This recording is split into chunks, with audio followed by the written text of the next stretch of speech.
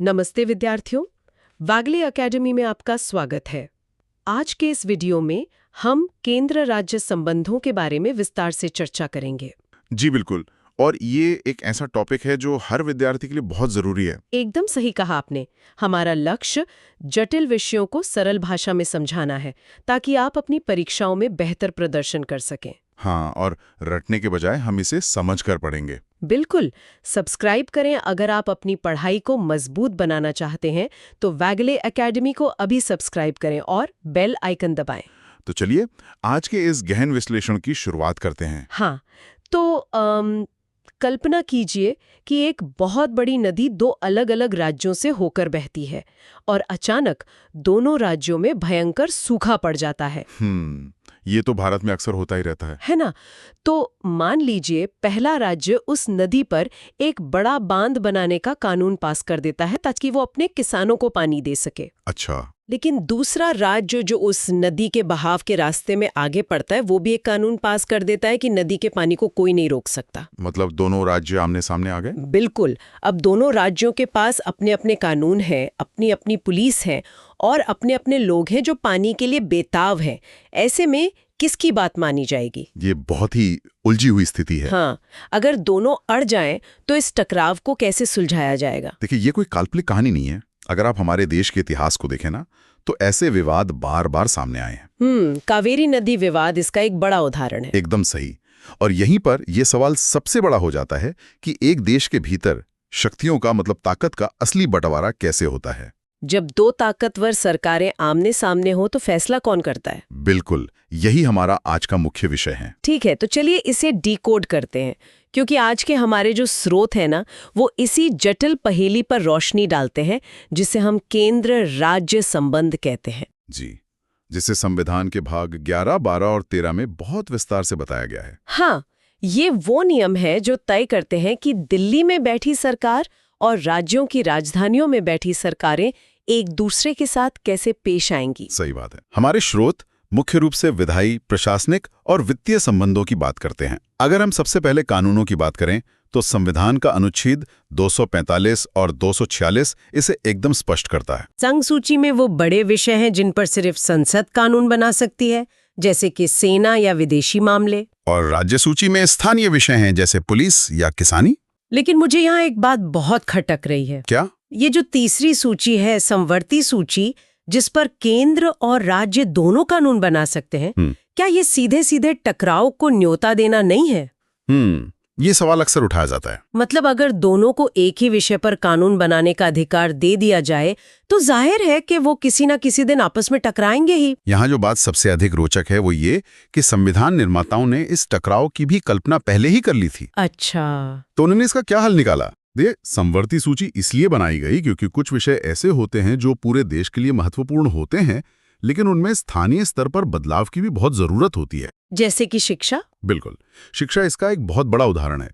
लेकिन आपके सवाल पर आते हैं कि अगर टकराव हो जाए तो क्या होगा? हाँ, अगर राज्य और केंद्र दोनों ने कानून बना दिया तो? अगर राज्य ने समवर्ती सूची के किसी विषय पर कानून बनाया है और संसद ने भी उसी विषय पर एक अलग कानून बना दिया है, तो आमतौर पर संसद का कानून ही मान्य होगा। अच्छा। राज्य का कानून उस हद तक शून्य हो जाएगा जहां तक वो केंद्रीय कानून से टकराता है। यानी अंततः ऑपरेटिंग सिस्टम ही ऐप को ओवरराइड कर देता है? एक तरह से हाँ, लेकिन ये इतना भी एक तरफा नहीं है।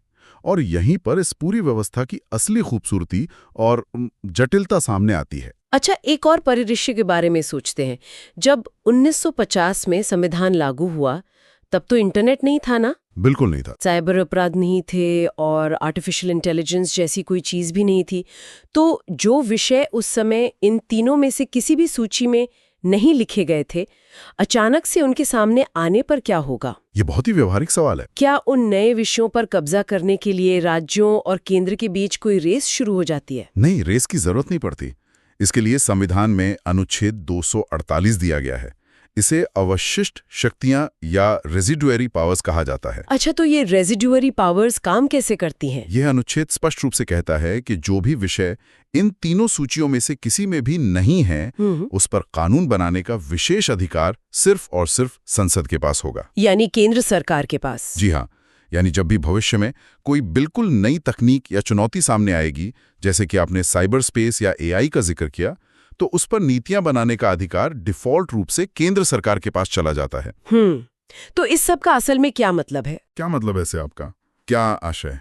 मेरा मतलब है, अगर केंद्र के पास नए विषयों पर कानून बनाने की ऑटोमेटिक शक्ति है और समवर्ती सूची में भी उसी की बात ऊपर रखी जाती है, तो क्या इसका मतलब ये नहीं है कि राज्य सिर्फ नाम के लिए स्वतंत्र है? ये बहुत बड़ी बहस का मुद्दा है।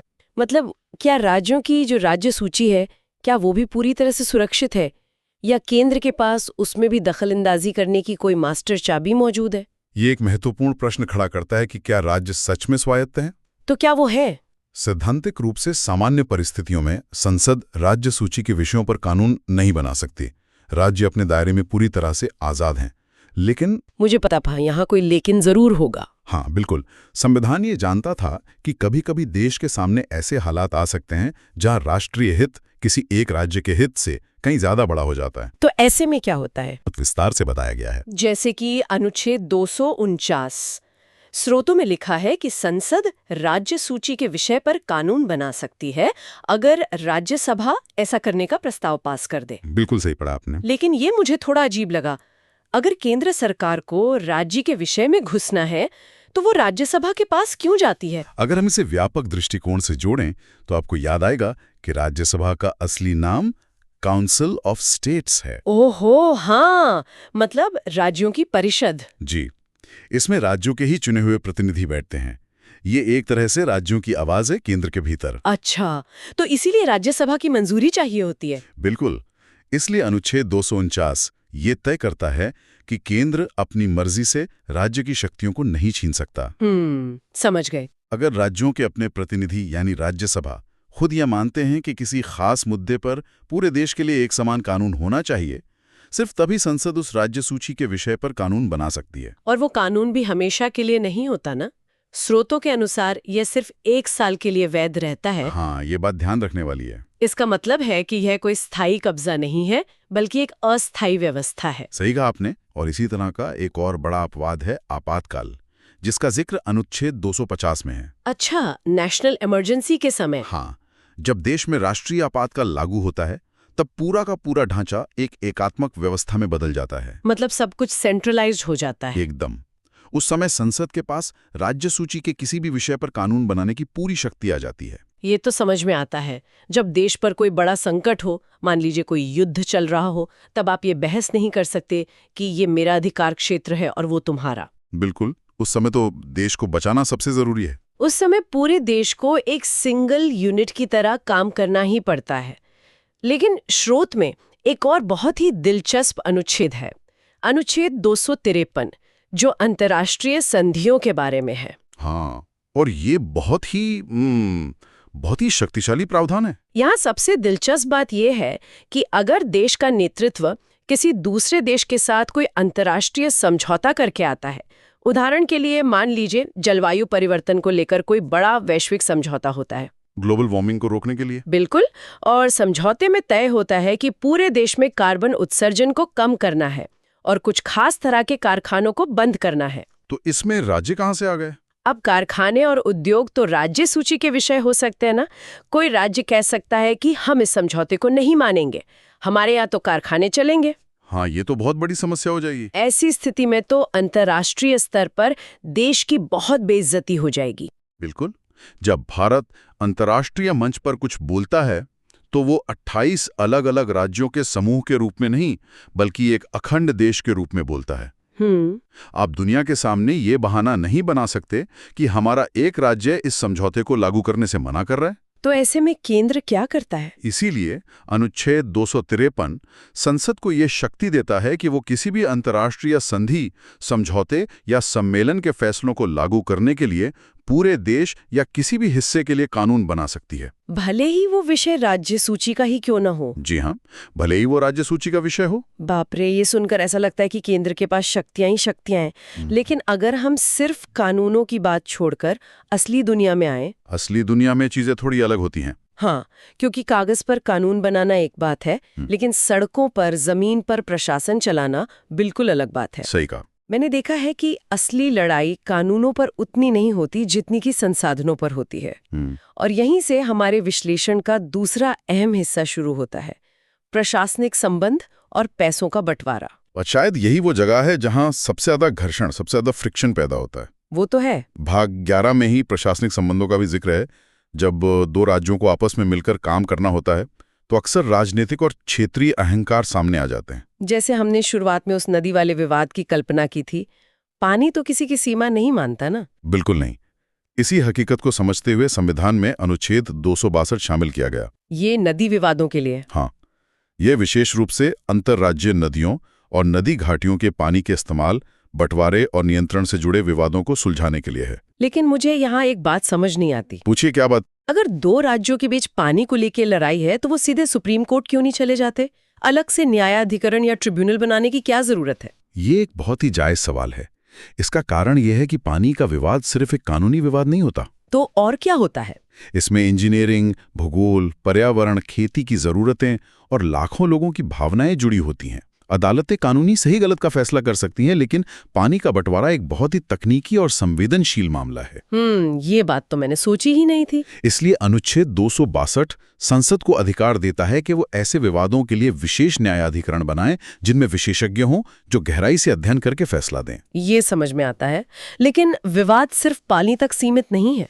जब अलग अलग राज्यों में अलग अलग राजनीतिक पार्टियों की सरकारें होती हैं तो नीतियां बनाने में बहुत दिक्कत आती है। हाँ, राजनीतिक मतभेद तो होते ही हैं। इसके लिए स्रोत एक अंतर्राज्य परिषद की बात करता है, इंटरस्टेट काउंसिल, जो अनुच्छेद 263 के तहत आती है। हाँ, ये एक बहुत ही महत्वपूर्ण मंच है जिसका काम राज्यों के बीच उठने वाले विवादों की जांच करना, उन पर सलाह देना और केंद्र और राज्यों के बीच बेहतर तालमेल बिठाना है। वैसे इस परिषद के बारे में स्रोत में एक बहुत ही मजेदार सुधार किया गया है। अच्छा, कौन सा सुधार? स्रोत के जो मूल नोट्स थे ना, उनमें गलती से गृह मंत्री की तस्वीर को इस परिषद के अध्यक्ष के रूप में दिखा दिया गया था। अरे, ये तो काफी बड़ी गलती है। हाँ, लेकिन बाद में उसी स्रोत में स्पष्ट किया गया कि यह जानकारी गलत है। अंतर्राज्य परिषद के जो अध्यक्ष होते हैं वो भारत के प्रधानमंत्री होते हैं। ये तथ्य इसलिए भी महत्वपूर्ण है क्योंकि ये दिखाता है कि ये परिषद कितने उच्च स्तर की है। एकदम। जरा उस कमरे के माहौल की कल्पना कीजिए। एक बड़ी सी टेबल है, उसके एक सिरे पर देश के प्रधानमंत्री बैठे हैं और उस टेबल के चारों तरफ अलग अलग राज्यों के मुख्यमंत्री बैठे हैं। बिल्कुल। इनमें से कई मुख्यमंत्री उन राजनीतिक दलों से होंगे जो राष्ट्रीय स्तर पर प्रधानमंत्री की पार्टी के सबसे कट्टर विरोधी हैं, जो चुनाव में एक दूसरे को हराने की पूरी कोशिश करते हैं। हाँ, वे चुनाव के मैदान में एक दूसरे के खिलाफ तीखे बयान देते हैं, लेकिन इस कमरे में उन्हें एक साथ बैठकर देश की और अपने राज्यों की प्रशासनिक समस्याओं का हल खोजना होता है। ये आसान काम नहीं है। ये सिर्फ एक मीटिंग नहीं है, ये कूटनीति और बातचीत की एक बहुत बड़ी परीक्षा है। बिल्कुल। और प्रशासनिक समन्वय के इसी विचार को और अधिक जमीनी स्तर पर ले जाने के लिए क्षेत्रीय परिषदों यानी जोनल काउंसिल्स का भी गठन किया गया है। जोनल काउंसिल्स ये कैसे काम करती हैं? देखिए, भारत एक बहुत विशाल देश है। जो समस्या उत्तर भारत के राज्यों की है, जरूरी नहीं कि दक्षिण भारत के राज्यों की भी वही समस्या हो। हाँ, ये तो है। हमारे स्रोत बताते हैं कि मुख्य रूप से 5 क्षेत्रीय परिषदें हैं जिनके मुख्यालय चेन्नई, कोलकाता, मुंबई, प्रयागराज और दिल्ली में स्थित हैं। बिल्कुल सही। ये परिषदें पड़ोसी राज्यों को एक मंच देती हैं कि वे अपनी साझा समस्याओं जैसे कि सीमा विवाद, सड़क परिवहन या क्षेत्रीय विकास पर चर्चा कर सकें। अब हम उस विषय की ओर बढ़ते हैं जो असल में इस पूरी मशीनरी को चलाता है। आप वित्त की बात कर रहे हैं ना? हाँ, प्रशासन, कानून परिषदें ये सब तब तक काम नहीं कर सकते जब तक कि इनके पास काम करने के लिए धन न हो, पैसा। और यहीं पर भाग 12 के वित्तीय संबंध तस्वीर में आते हैं। राजनीति और प्रशासन में पैसे से बड़ी कोई सच्चाई नहीं है। हर राज्य चाहता है कि उसे ज्यादा से ज्यादा पैसा मिले ताकि वो अपने लोगों के लिए योजनाएं चला सके। और केंद्र को भी तो देश की सुरक्षा और बड़े इंफ्रास्ट्रक्चर प्रोजेक्ट्स के लिए भारी भरकम बजट चाहिए होता है। तो ये तय कैसे होता है कि जो टैक्स आम जनता से वसूला जा रहा है उसका कौन सा हिस्सा किसके पास जाएगा? ये शायद पूरे संविधान के सबसे जटिल हिस्सों में से एक है। ऐसा क्यों? क्योंकि केंद्र के पास टैक्स लगाने के कुछ बहुत बड़े साधन हैं, जैसे कि इनकम टैक्स या कॉर्पोरेट टैक्स। लेकिन जो जिम्मेदारियां हैं जैसे स्वास्थ्य, पुलिस, स्थानीय सड़कें, वो ज्यादातर राज्यों के पास है। इसका मतलब है कि पैसा केंद्र के पास ज्यादा इकट्ठा होता है, लेकिन खर्च करने की जरूरत राज्यों को ज्यादा होती है। बिल्कुल, यही सबसे बड़ा असंतुलन है। और इस असंतुलन को ठीक करने के लिए संविधान ने अनुच्छेद 280 के तहत वित्त आयोग यानी फाइनेंस कमीशन की व्यवस्था की है, जो हर 5 साल में राष्ट्रपति द्वारा बनाया जाता है। तो क्या ये वित्त आयोग एक तरह का अंपायर है जो तय करता है कि केंद्र अपनी तिजोरी में से कितना पैसा राज्यों को देगा? इसे अंपायर कहना काफी सटीक होगा। तो ये अंपायर फैसला कैसे लेता है? वित्त आयोग बहुत सारे आंकड़ों और फॉर्मूलों का गहराई से अध्ययन करता है। वो देखता है कि किस राज्य की आबादी कितनी है, उसका क्षेत्रफल कितना है, वहां गरीबी का स्तर क्या है और उस राज्य ने अपनी कर व्यवस्था में कितना सुधार किया है। ओहो, मतलब काफी लंबी चौड़ी कैलकुलेशन होती है। जी हाँ, इन सब बातों का विश्लेषण करने के बाद वो सिफारिश करता है कि केंद्र के टैक्स रेवेन्यू में से कितना प्रतिशत हिस्सा राज्यों को मिलना चाहिए और फिर उस हिस्से में भी किस राज्य को कितना मिलेगा। और टैक्स की बात करें तो हमारे स्रोत में एक बहुत ही छोटा सा लेकिन मेरे हिसाब से इस पूरे ढांचे का सबसे शक्तिशाली अनुच्छेद मौजूद है। आप अनुच्छेद 265 की बात कर रही हैं? बिल्कुल। ये अनुच्छेद कहता है कि कानून के अधिकार के बिना कोई कर नहीं लगाया जा सकता। ये आधुनिक लोकतंत्र के सबसे बुनियादी सिद्धांतों में से एक है। मुझे तो लगता है कि ये सबसे जरूरी है। इतिहास में कई क्रांतियां सिर्फ इसलिए हुई क्योंकि राजा अपनी मर्जी से जनता पर टैक्स लगा देते थे। हाँ, आपने वो नारा तो सुना ही होगा, बिना प्रतिनिधित्व के कोई कर नहीं। No taxation without representation. एकदम सही। अगर सरकार को मेरी जेब से 1 रुपया भी निकालना है तो वो ऐसे ही कोई आदेश जारी करके नहीं कर सकती।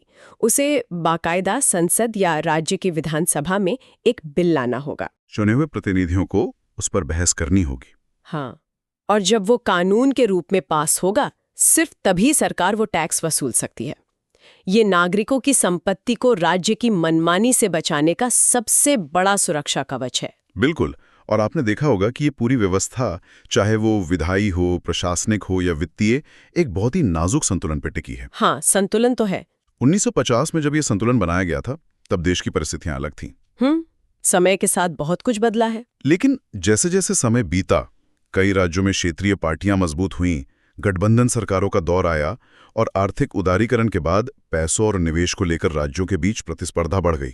तो इस बदलते हुए परिदृश्य ने केंद्र राज्य संबंधों पर बहुत दबाव डाला होगा। बहुत ज्यादा दबाव डाला।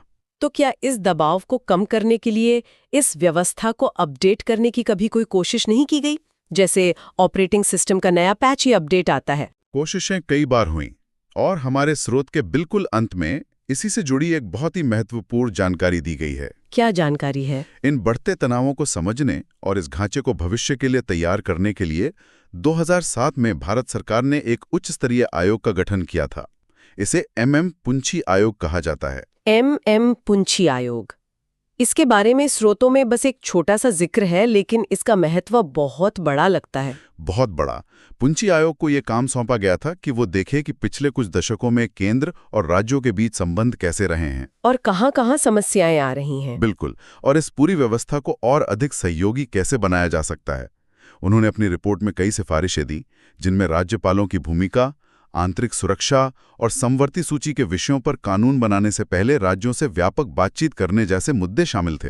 मतलब ये आयोग इस बात का सबूत है कि हमारा संविधान कोई पत्थर की लकीर नहीं है। सही कहा, बल्कि एक जीवंत व्यवस्था है जो समय की जरूरतों के हिसाब से खुद का विश्लेषण करती रहती है। तो अगर हम आज के इस पूरे लंबे और गहरे सफर को एक साथ जोड़कर देखें, हमने शुरुआत की थी इस बात से कि कानून बनाने की शक्तियां कैसे बटी हुई हैं। जी, जहां हमने अनुच्छेद 245 और 246 पर बात की थी। हाँ, हमने देखा कि इन अनुच्छेदों के तहत सूचियां कैसे काम करती हैं और कैसे अनुच्छेद 248 के तहत नए विषयों पर संसद का नियंत्रण होता है। और हमने ये भी देखा कि कैसे कुछ विशेष परिस्थितियों में ये ढांचा बदल जाता है। हाँ, राज्यसभा के प्रस्ताव जो कि अनुच्छेद 249 में है, आपातकाल अनुच्छेद 250 या अंतर्राष्ट्रीय संधियां अनुच्छेद 253 के मामले में केंद्र सरकार राज्यों के अधिकार क्षेत्र में भी कानून बना सकती है। फिर हमने असल दुनिया के टकरावों को समझा। भाग 11 और 12 के तहत पानी के बंटवारे के लिए ट्रिब्यूनल, अनुच्छेद 262 प्रशासनिक समन्वय के लिए अंतर्राज्य परिषद जो कि अनुच्छेद 263 में है, और सबसे महत्वपूर्ण टैक्स के पैसों के न्यायपूर्ण बंटवारे के लिए वित्त आयोग अनुच्छेद 280 की भूमिका पर चर्चा की। ये पूरा तंत्र ये सुनिश्चित करता है कि इतने विशाल और विविध देश में एक मजबूत केंद्र भी हो जो सबको जोड़कर रखे, और साथ ही राज्यों के पास इतनी स्वायत्तता भी हो कि वे अपने लोगों की स्थानीय जरूरतों को पूरा कर सकें। ये एक बहुत ही बेहतरीन संतुलन है। लेकिन जाते जाते एक ऐसा विचार है जो मुझे परेशान भी कर रहा है और सोचने पर मजबूर भी कर रहा है। ऐसा क्या विचार है? आज हमने इस पूरी चर्चा में देखा कि संविधान अनुच्छेद 253 के तहत केंद्र को ये शक्ति देता है कि वो किसी भी अंतर्राष्ट्रीय संधि को लागू करने के लिए राज्य के विषयों पर भी कब्जा कर सकता है। हाँ, हमने इस पर विस्तार से बात की थी। लेकिन जरा आज की दुनिया के बारे में सोचिए। आज के वैश्वीकरण यानी ग्लोबलाइजेशन के दौर में जब दुनिया इतनी तेजी से सिकुड़ रही है, आज खेती किसानी से लेकर फैक्ट्रियों के प्रदूषण, व्यापार और यहाँ तक कि हमारी सड़कों पर चलने वाली गाड़ियों के मानक भी अंतर्राष्ट्रीय संधियों और वैश्विक संजाल से तय हो रहे हैं। ये बात तो है, सब कुछ ग्लोबल होता जा रहा है। ऐसा लगता है कि हर स्थानीय मुद्दा कहीं ना कहीं किसी ग्लोबल अग्रीमेंट से जुड़ता जा रहा है। ये एक बहुत ही गहरा ऑब्जर्वेशन है आपका। तो सवाल ये है, अगर भविष्य में हर छोटे बड़े मुद्दे पर कोई ना कोई अंतर्राष्ट्रीय समझौता हो जाता है, तो क्या केंद्र सरकार अनुच्छेद 253 का इस्तेमाल करके उन सभी विषयों पर कानून बनाने लगेगी? ये तो बहुत बड़ी चिंता का विषय हो सकता है। और अगर ऐसा हुआ तो क्या राज्य सूची का महत्व धीरे धीरे पूरी तरह से खत्म नहीं हो जाएगा? सोचने वाली बात है। क्या आने वाले समय में तकनीक और वैश्वीकरण के दबाव में ये पूरा का पूरा संघीय ढांचा बस नाम का रह जाएगा और देश पूरी तरह से केंद्रीकृत हो जाएगा? इस पर विचार करें। ये वास्तव में हमारे संघीय ढांचे के भविष्य से जुड़ा एक बहुत बड़ा सवाल है जिस पर सबको सोचना चाहिए। आज के हमारे इस गहन विश्लेषण में हमारे साथ जुड़ने के लिए धन्यवाद विद्यार्थियों। मिलते हैं अगली बार कुछ और नए स्रोतों और उनके पीछे छिपे असली अर्थों के साथ। सीखते रहें और सवाल पूछते रहें।